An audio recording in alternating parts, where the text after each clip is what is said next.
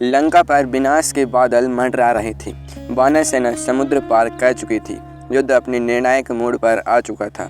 रावण के अनेक महारथी धूल चाट चुके थे और अब पूरी लंका की उम्मीद सिर्फ दो योद्धाओं पर टिकी थी, मेघनाद और कुंभकर्ण। जब कुंभकर्ण की नींद टूटी और उन्हें युद्ध की असली तस्वीर दिखी तो वह सीधे रावण की सभा में पहुंचे। रावण का चेहरा पहले जैसा तेजस्वी था, लेकिन उसकी आंखों में एक अजीब सी बेचैनी थी। कुंभकर्ण ने उसे समझाने की कोशिश की थी, भाई माता सीता को लौटा दो, अभी भी वक्त है। लेकिन रावण ने उनकी एक न सुनी। अब युद्ध तय था, होनी को कौन टाल सकता था। सभा से निकलने के बाद कुंभकर्ण अपने शस्त्र संभाल रहे थे, तभी पीछे से एक परिचित आवाज आई, काकाश्री। मुड़कर देखा तो सामने मेघनाद खड़ा था, लंका का सबसे महान योद्धा, रावण का अभिमान। मेघनाद आगे बढ़ा और बोला, काकाश्री, मैं आपको विजय की शुभकामनाएं देने आया हूँ। आप रणभूमि में उतरे तो वानरों का सफाया तय है। कुंभकर्ण कुछ पल उसे देखते रहे, फिर उनके चेहरे पर एक हल्की मुस्कान आई। मेघनाद, क्या तुम्हें सच में लगता है कि इस युद्ध में हमारी जीत होगी? यह सुनते ही मेघनाद चौंक गया। आप यह क्या कह रहे हैं काकाश्री? मैं वही कह रहा हूँ जो सच है। लंका की हार निश्चित हो चुकी है। मेघनाद का चेहरा कठोर हो गया। असंभव, जब तक मैं जीवित हूँ लंका को कोई पराजित नहीं कर सकता। कुंभकर्ण धीरे से बोले, यही अहंकार की आग है पुत्र, जो हम सबको जलाकर राख कर देगी। एक गहरी चुप्पी छा गई। फिर कुंभकर्ण बोले, मेघनाद, आज मैं तुम्हें एक ऐसा राज बताने वाला हूँ जो इस पूरी लंका में सिर्फ मैं जानता हूँ। मेघनाद की आंखें सिकुड़ गईं। कैसा राज? कुंभकर्ण ने चारों तरफ नजर डाली और धीमे स्वर में कहा, यह राज माता सीता और तुम्हारे पिता रावण से जुड़ा है। मेघनाद एकदम सतर्क हो गया। माता सीता, क्या तुमने कभी सोचा है तुम्हारे पिता ने अपने पूरे जीवन में किसी भी स्त्री को बलपूर्वक स्पर्श नहीं किया, फिर माता सीता का हरण क्यों किया? मेघनाद ने जवाब दिया, क्योंकि वे उन्हें अपनी पत्नी बनाना चाहते थे। कुंभकर्ण मुस्कुराए, नहीं मेघनाद, यही वो भ्रम है जिसमें पूरी दुनिया जी रही है। मेघनाद के चेहरे पर हैरानी छा गई। तो फिर असली वजह क्या थी? तुम्हारे पिता भली भांति जानते थे कि माता सीता कोई साधारण स्त्री नहीं है। क्या मतलब? वो जान चुके थे कि माता सीता स्वयं आदि शक्ति का अंश है, और यह भी जानते थे कि श्री राम कोई साधारण मनुष्य नहीं बल्कि स्वयं भगवान विष्णु के अवतार हैं। मेघनाद के पैरों तले मानो जमीन खिसक गई। यदि पिता यह जानते थे तो उन्होंने उनसे शत्रुता क्यों मोल ली? कुंभकर्ण की आंखें नम हो गईं, क्योंकि तुम्हारे पिता को एक ऐसे श्राप की याद थी जिससे पूरी राक्षस जाति कभी मुक्त नहीं हो सकती थी। कौन सा श्राप? अहंकार का श्राप। कुंभकर्ण बोले, रावण समझ चुका था कि उसका काल आ चुका है। उसने अनेक तपस्वियों, देवताओं और ऋषियों को पीड़ा दी थी। पाप का घड़ा इतना भर चुका था कि विनाश निश्चित था, लेकिन वह मौत से नहीं डरता था। वह चाहता था कि उसका अंत किसी साधारण योद्धा के हाथों नहीं बल्कि स्वयं भगवान के हाथों हो। मेघनाद का शरीर कांप उठा। आप कहना क्या चाहते हैं काकाश्री? मैं यह कह रहा हूँ कि माता सीता का हरण किसी स्त्री को पाने के लिए नहीं किया गया था, यह तो श्री राम को लंका तक खींच लाने का माध्यम था। यह सुनते ही मेघनाद की सांसें थम सी गईं। जिस युद्ध को वह विजय का युद्ध समझ रहा था वह तो नियति ने पहले ही लिख दिया था। नहीं, यह असंभव है, यही सत्य है पुत्र।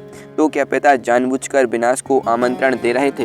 कुंभकर्ण ने सिर झुका लिया। हाँ, लेकिन उनका अहंकार उन्हें सत्य स्वीकार करने नहीं देता था।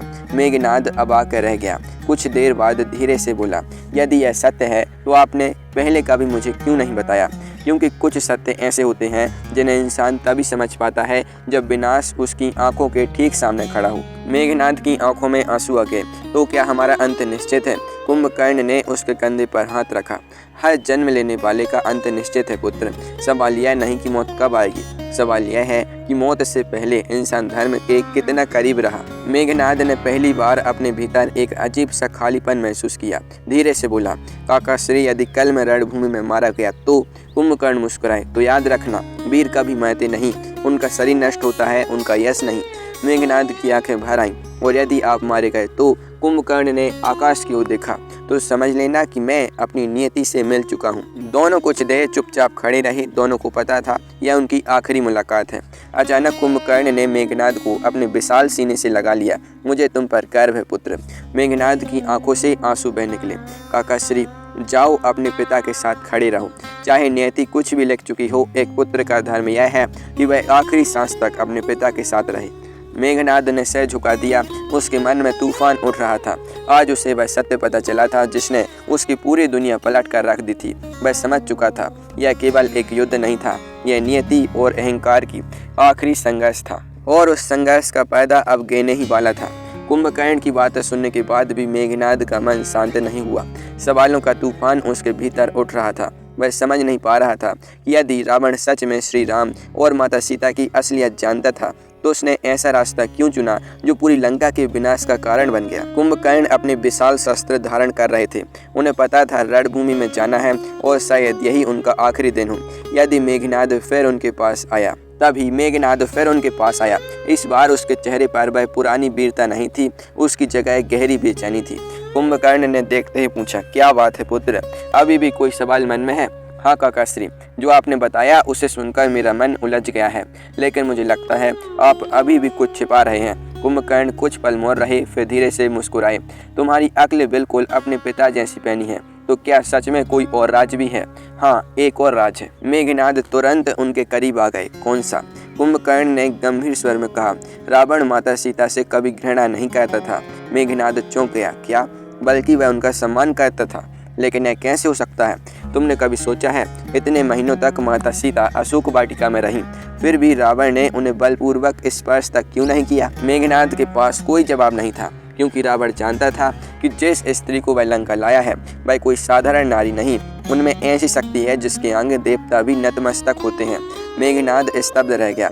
तो फिर वह उन्हें बार बार विवाह के लिए क्यों कहता था? क्योंकि वह अपने भीतर की जंग हार चुका था। एक तरफ उसका ज्ञान था जो उसे सत्य दिखाता था, दूसरी तरफ उसका अहंकार था जो उसे झुकने नहीं देता था।